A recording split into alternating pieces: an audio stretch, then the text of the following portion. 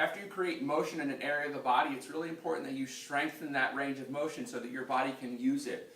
So after you mobilize your posterior hip, you're basically going to give yourself a better ability to flex, adduct, and internally rotate the hip. And all that means is you can move your hip better. I'm going to show you specifically how to do that. So what you're going to want to do, appreciate that we move in 3 planes of motion.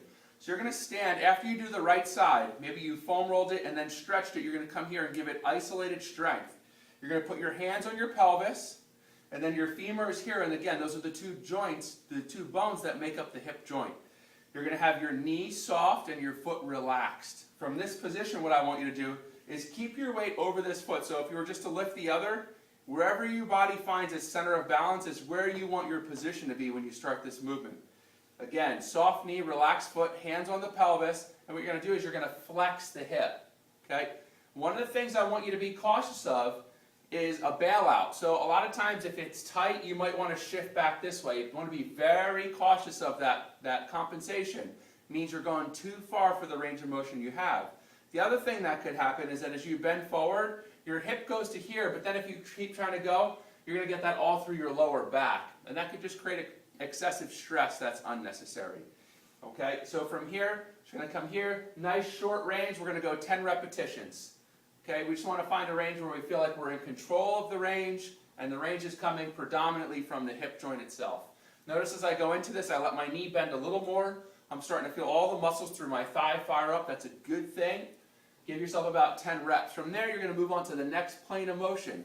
And the next plane we're going to do is same thing, soft knee, relaxed foot. If you're doing the right side, you want to hike the opposite side hip. So in this case, the left hip. And what we're going to do is as we drop, we're going to let the left hip drop.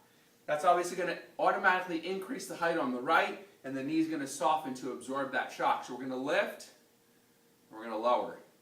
Notice as I lift, my knee straightens. As I lower, I let it bend. I lift, and I lower. The last one we're going to want to do is in the transverse plane, and that's controlling rotation. So what we're trying to do here, same thing, soft knee, relaxed foot, hands go on pelvis. You're going to twist the pelvis to the left. Notice how I just let my foot shift with me, but the pelvis becomes the main part of the body that's moving.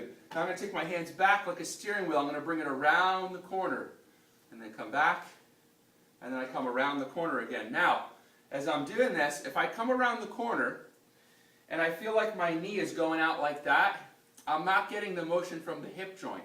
So what I want you to do is keep a little bit of extra pressure on the inside of the down foot as you twist around the corner. It's going to feel like the brakes are coming on a little sooner, but the good thing is you're getting the motion through the joint itself. And there you go. That's how you create isolated strength after mobilizing.